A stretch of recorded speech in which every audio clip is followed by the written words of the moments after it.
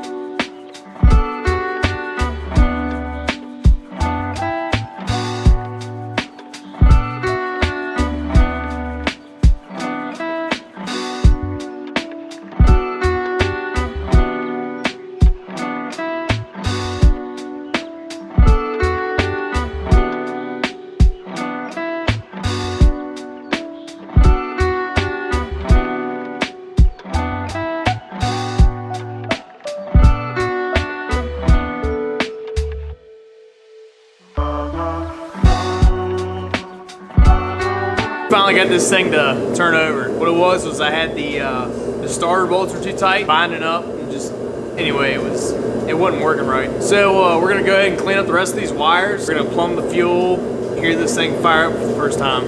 All right, this is day 2 working on this thing. Probably like full 2 days would be today. Other stuff that I'm gonna put in this video is just like stuff that I kind of like messed with a little bit. But yesterday I probably spent a whole 15 hours on this thing trying to tuck the wiring harness and kind of make it look nice, trying to hide all the wires or whatever. So today we're gonna try to get this thing to start. I figured out the issue with the starter. The battery was dead for one, so I went out and picked the new battery, and I had the starter too tight, so it wasn't engaging properly. So I backed the bolts off, torqued them properly to where the starter will actually engage right and not get up into a bind or whatever. We're gonna hook the fuel pump up today. We're gonna try to get the gauges to work today. He has power seats for this truck. We're gonna get those to work, which I think would be pretty sweet. Keep watching if you're watching, so here we go. All right, so we're trying to mount the pedal in this thing. It's kind of like low budget stuff. Low Car makes a really nice kit for a pedal, but this truck's drive-by-wire, and this is the factory pedal out of the Silverado. I don't know if you can see how it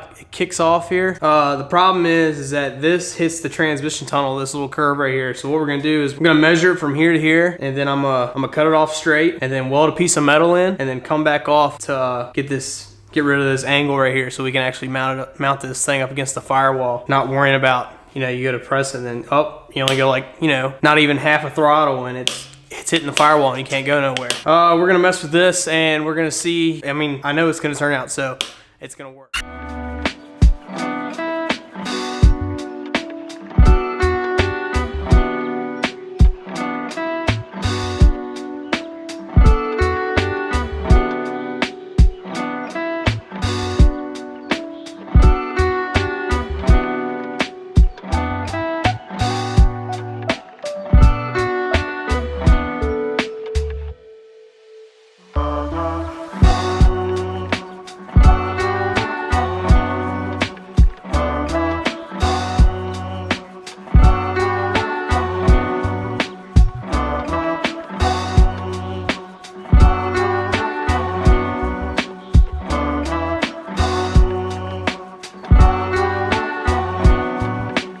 All right, well, there's the pedal. It's not finished. This is just like a rough piece. It ain't finished. I'm gonna come down through here and make all this, you know, we're gonna get rid of this notch right here, and we're gonna get rid of this lip right here. We're gonna make it all flow in one piece. We're gonna test fit it and see how it works. It should work pretty good in theory. So the pedal's gonna mount up here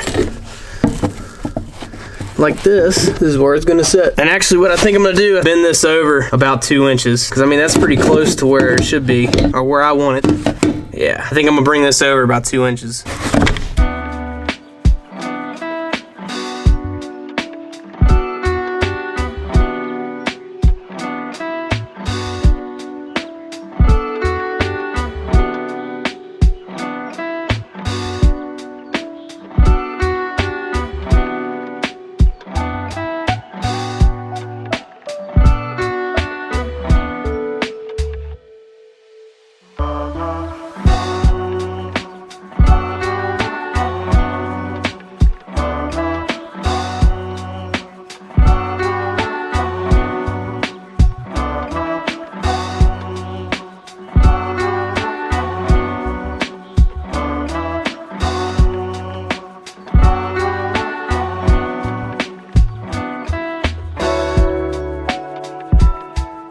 All right, so we got the pedal done. I did have it just straight across, but that didn't work. I mean, it was still hitting on everything. So I just pretty much took it over about 2 inches. We're gonna mount this thing on the firewall. Hopefully it'll fit right, or at least it should, because I tacked it together and then tested it first before I went through all this freaking work. All right, let's get this thing mounted and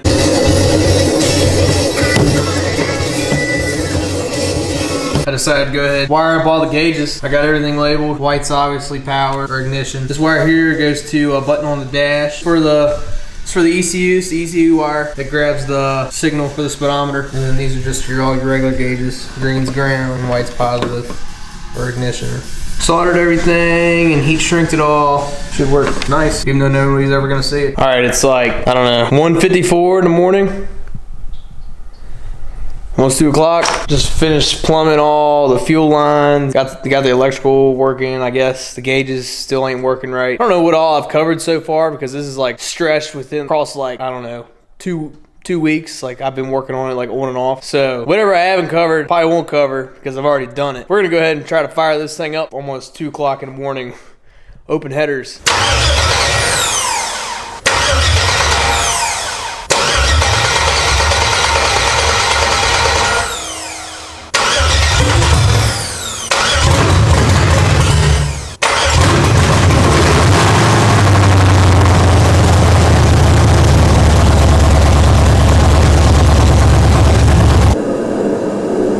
Alright, we finally got it running. I have no idea how I'm gonna edit this whole video. Everything's like on and off, but got the gauges working, got the ignition switch working right, fuel pump's plumbed, so now we're just gonna go ahead, seats in, and I think that's pretty much everything that I have left to do, so I don't know. Alright, we're gonna fire this thing up for the last time before I hook the alternator up. I run 2 fusible links from the alternator to the battery, from the bulkhead to the battery, the constant hot. So I gotta run 2 fuses for that. Or I gotta run fuse from that, fuse from the alternator hooked up the rest of the way, fans hooked up, the hot wire for the fuel pump, the power wire for the power seats, and then get all the seats bolted down, and then this thing is out of here. All right, it's the moment of truth. So we got the RPM gauge working, and we got oil pressure.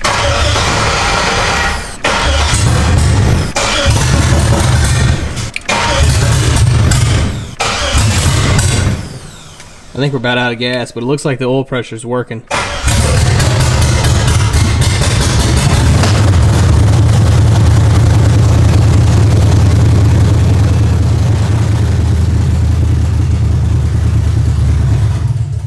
And we're out of gas. All right, so that's it for that. Thanks for watching. Hit like, dislike, subscribe. Don't care. Till next time.